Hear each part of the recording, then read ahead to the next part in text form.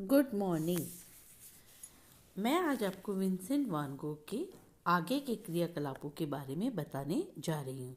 जैसा कि मैंने आपको बताया था अपने पिछले वीडियो में कि किस तरह से अब उनकी कला में अभिव्यंजनावादी तत्व प्रकट होने लगे थे, किस तरह से वे बाहरी रेखा के अलावा छोटी छोटी लकीरों में रंगांकन करके पूरे चित्र क्षेत्र में गति डालने लगे थे। इस गति को महसूस करने के लिए उन्होंने चित्रकला के साथ साथ संगीत का अभ्यास भी करना प्रारंभ किया, क्योंकि जिस तरह से संगीत के सुरों में एक गति होती है, एक लय होती है, वो उसको महसूस करना चाहते थे और उसको अपने चित्र में उतारना चाहते थे। उनके चित्रों में रंग संगति में रंग बिरंगे पक्षियों, तितलियों व फलों की जो मनोहारिता है वो इसकी वजह से देखने को मिलती है। फिर इसके पश्चात वान गोग ने एक समय में एक चित्रकार सदन का आमंत्रण सब लोगों को दिया, मतलब जो अनेक चित्रकार थे उनको दिया। वो सदन के अंदर कुछ कला की परिचर्चा करना चाहते थे, लेकिन इसका निमंत्रण केवल गोगिया ने ही स्वीकारा। गोगिया उस समय वितरणी में रहते थे। वह उनकी आर्थिक परिस्थिति वान गोग से भी गई बीती थी, लेकिन फिर भी गोगिया के स्वागत के लिए वान गोग ने मकान को अच्छे ढंग से सजाया। गोगिया के आने पर दोनों के कला संबंधी काफी वाद विवाद होते गए, जिनमें गोगिया अधिकार वाणी से प्रभुत्व जमाते एवं इसका संवेदनशील वान गोग के मस्तिष्क पर अत्यंत विकृत परिणाम होता गया। वान गोग के कलात्मक दृष्टिकोण एवं समस्याओं को गोगिया अच्छी तरह जानते थे और उनको आवेशपूर्ण किंतु कल्पनाहीन चित्रण करने से परावृत्त होने की सलाह उन्होंने बार बार दी। गोगिया की बुद्धिमत्ता पर वान गोग विश्वास करते थे एवं उनका बहुत आदर करते थे, किंतु अपनी भावनाओं और उमंगों को रोककर चित्रांकन करना उनके लिए असंभव था। वे उसी भांति चित्र करना चाहते थे जिस भांति वे चाहते थे। भौतिक सृष्टि उनके लिए एक प्रकार से एक दर्पण है जिसको देखे बिना आत्मा का दर्शन नहीं होता। अतः वान गोग के लिए जड़ सृष्टि की सहायता आवश्यक थी, जिसके जरिए वे चित्त शक्ति को अनुभव कर सकते थे। वान गोग की इस मानसिक अवस्था को गोगिया समझ नहीं पाए और वे उनको प्रत्यक्ष देखकर चित्रण करने से बार बार रोकने लगे। गोगिया की बुद्धिमत्ता पर अत्यंत श्रद्धा होने से वान गोग उनकी सलाह तो मानते थे, किंतु उसकी क्रियान्विति में असफल रहे। इससे धीरे धीरे उनके मानसिक स्तर पर काफ़ी प्रभाव पड़ा। गोगिया व वान गोग के बीच तनाव बढ़ता गया और एक दिन एक दूसरे के पर उन्होंने जो भी सामान हाथ में आया फेंकने लगे। गोगिया वहाँ से चले गए और वान गोग को चिकित्सालय में भर्ती कराना पड़ा। थियो उनसे मिलने आए। थियो यानी वान गोग के भाई।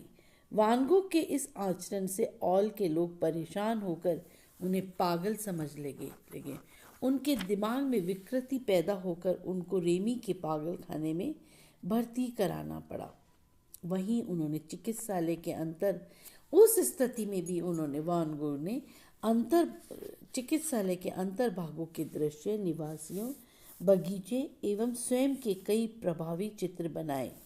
वहाँ के 1 साल के निवास में उनको बीच बीच में उन्माद के झटके आते, लेकिन फिर भी इस साल में उनके चित्रों का अंकन व तुली का संचालन इतना सावेश, इतना आवेशपूर्ण, इतना बढ़िया और वृत्ताकार रेखाओं से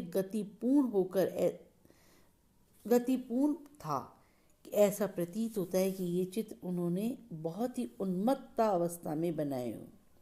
इन चित्रों में घाटी, तारों भरी रात, सरोवृक्षों का मार्ग आदि अत्यंत प्रसिद्ध है। चित्रों में सारी सृष्टि प्रलयग्रस्त प्रतीत होती है। एक बार बहुत मानसिक तनाव में आकर वान गोग वो रंग भी पी गए। उस वर्ष के अंत के करीब थियो ने कुछ उत्साहवर्धक खबर भेजी कि वान गोग का एक चित्र बिक गया और थियो के बेटा हुआ है। वान गोग को यह चित्र जो बिक गया था वो थियो ने ही वान गोग को उत्साहित करने हेतु अपने मित्र से खरीदवाया था। एक्चुअली जो थियो थे वो वान गोग से बहुत अधिक स्नेह करते थे और वो चाहते थे कि वो किसी तरह से ठीक हो जाए, लेकिन उन्माद के झटके उन्हें बार बार आने लगे। एक रोज बाहर दृश्य चित्र बनाते समय वान गो ने अपने ऊपर गोली चला ली। थियो तुरंत उनसे मिलने आए। 2 दिन बाद इस महान कलाकार की 37वें साल में मृत्यु हो गई। मरने से पहले उनकी थियो से बहुत बातें हुई। तब उन्होंने कहा था, मानवीय दुख कभी नहीं मिट सकता। वे थियो को बहुत सारे पत्र लिखते थे। अंतिम पत्र में उन्होंने लिखा, मैंने कार्य की सिद्धि के लिए अपनी जान खतरे में डाली है। मेरे मस्तिष्क का संतुलन आधा नष्ट हो चुका है। 6 महीने बाद उनके प्रिय भाई थियो का भी देहावसान हो गया। दोनों भाइयों के शव ओवेर में आसपास दफनाए गए और दफन भूमि के चारों ओर वान गो की प्रिय सूरजमुखी फूल लगाए गए। वान गो की कला में मौलिक गुण होते हुए भी उनमें घमंड नहीं था। वे बहुत विनयशील थे।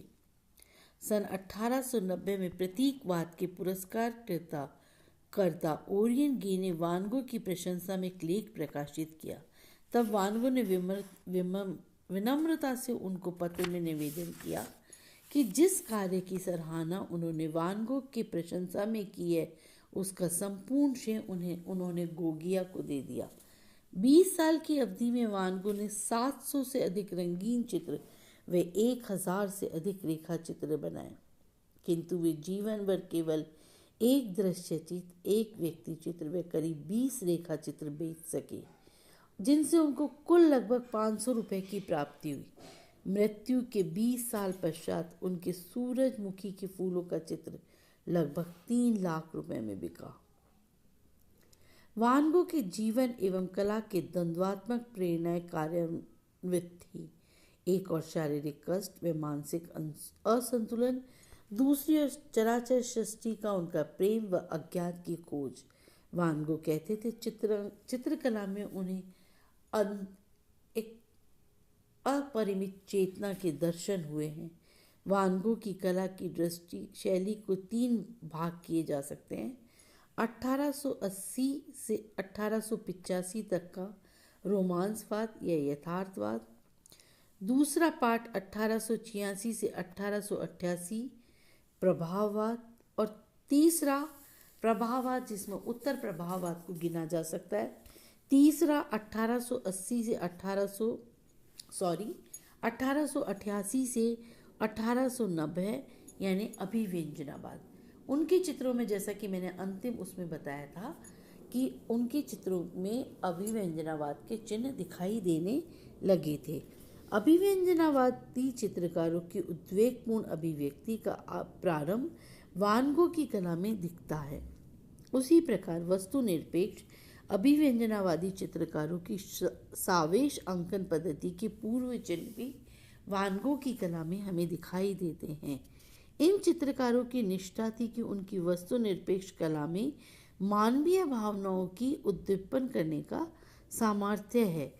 आजकल कुछ चित्रकार जिसको साध्य मानते हैं, वह वान गो के लिए साधन मात्र थी, जिसके द्वारा जीवन के अंतिम आनंद व सत्य की खोज कर वान गो प्रसिद्ध हो गए, अमर हो गए, चित्रकला के क्षेत्र में अपना नाम कर गए, जो उन्हें तब तो नहीं मिला जब वो जीवित थे, लेकिन आज उनकी कला अमर है। धन्यवाद।